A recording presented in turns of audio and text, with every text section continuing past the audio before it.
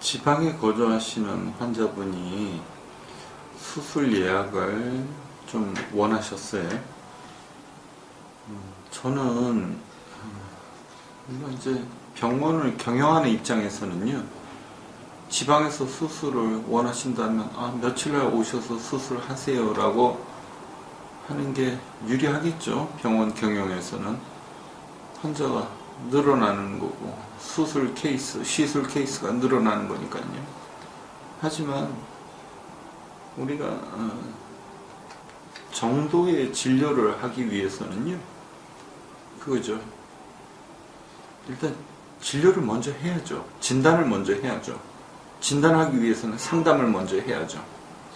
상담을 해봤을 때 환자분이 꼭 수술이 필요하지 않다, 그리고 환자가 원하는 수준의 결과는 의학적으로 불가능하다, 이런 판단이 나면 수술을 만류하게 되죠. 그렇게는 수술을 하시면 안 될 것 같습니다, 이렇게 말씀드리죠.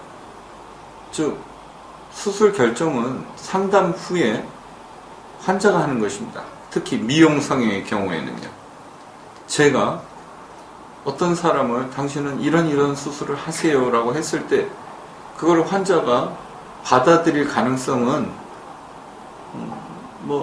중간 정도죠. 본인이 수술을 원하는 경우에 그 수술이 본인 생각하고 같다면 환자는 수술을 받아들이겠지만, 수술을 원치 않거나 아니면 본인이 원하는 바하고 제가 제시한 결과가 좀 차이가 나는 경우에는 환자는 수술을 선택하지 않겠죠. 그래서 좀 지방에서 상담하러 오셨다가 또 수술하러 또 오시면 번거로우시겠죠. 하지만 그래도 상담을 먼저 하셔야 된다고 저는 생각합니다. 모든 진료가 마찬가지지만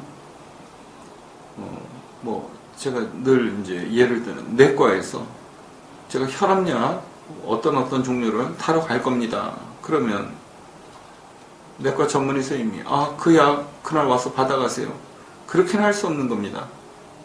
진단을 하고 그 증상과 현재 환자의 상태에 그 처방이 일치할 경우에는 처방이 나갈 수 있는 것이지만, 만약에 일치하지 않으면 처방이 바뀔 수가 있는 것이죠.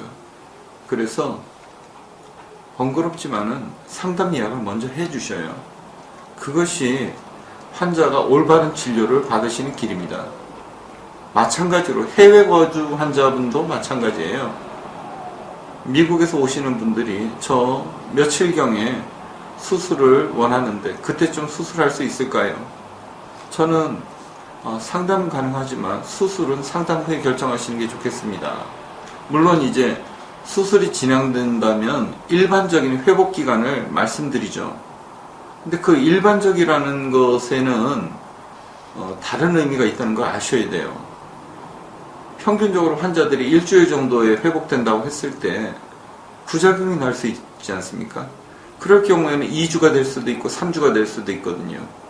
그런 것을 진료하는 의사 입장에서는 그거를 보장하기 어렵다는 것입니다. 그래서 다들 바쁘시고 하는 일도 시간도 좀 내시기가 어렵겠지만은 진료에 있어서만은 원칙대로 하시는 것이 환자분한테 가장 도움이 되는 방법으로 제가 말씀드립니다. 감사합니다.